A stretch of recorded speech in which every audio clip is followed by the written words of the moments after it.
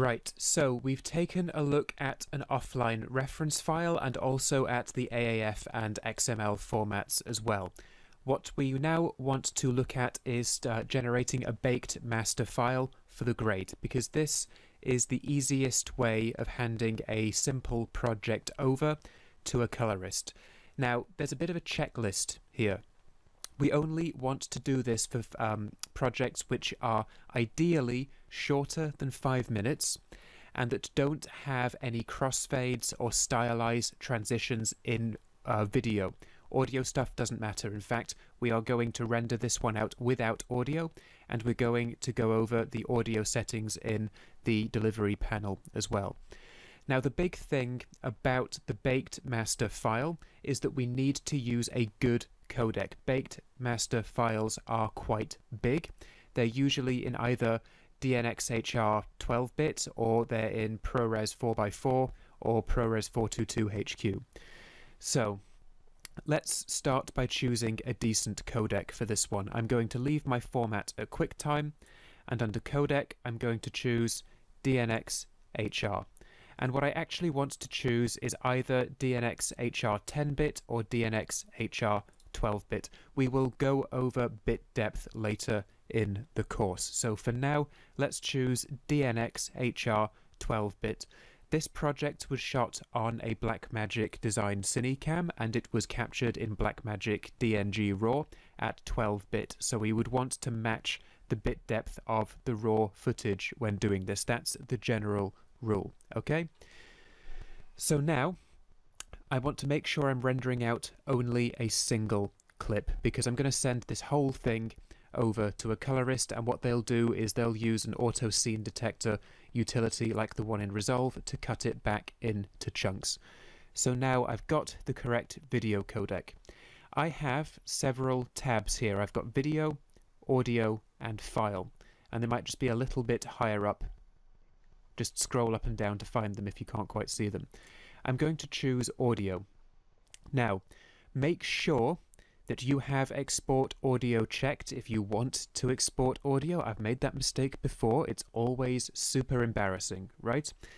Because this is being sent to a colorist, they have no use for audio in most cases. So I'm going to uncheck this for only this render. I'm going to reinstate this later on. But whilst we're here, let's take a quick look at the other audio settings.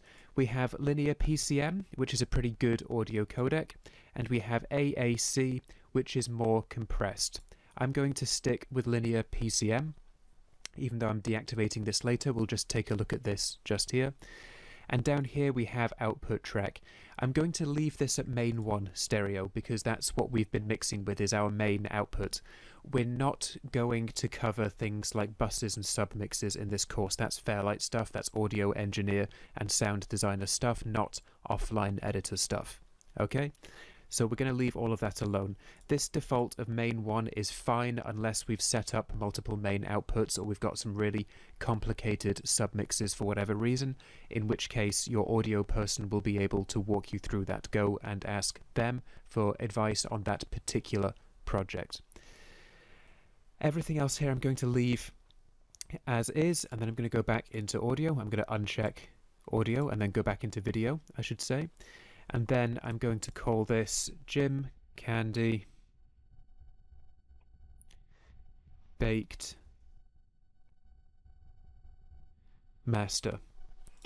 And then I will browse and output this to where we made our offline.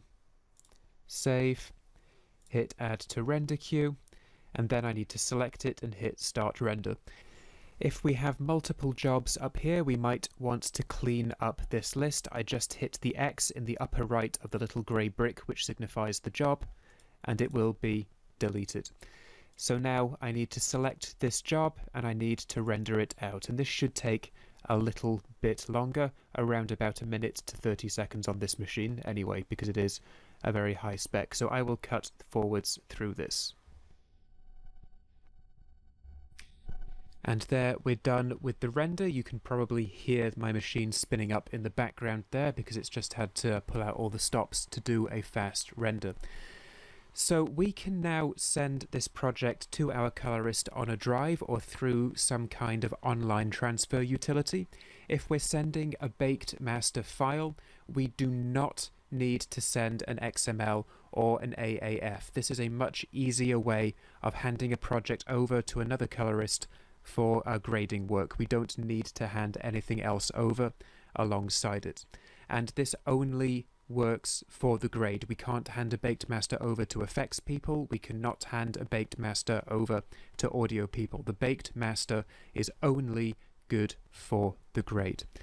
So we've now gone through everything we would need to do to hand our project over to someone else. Next, we're going to take a look at how we receive our project back, and then after that we're going to do some simple titling and a bit of a credit roll, and then a final export, and we will be finished with this project. So well done for getting this far, and click on through to the next lecture once you're ready.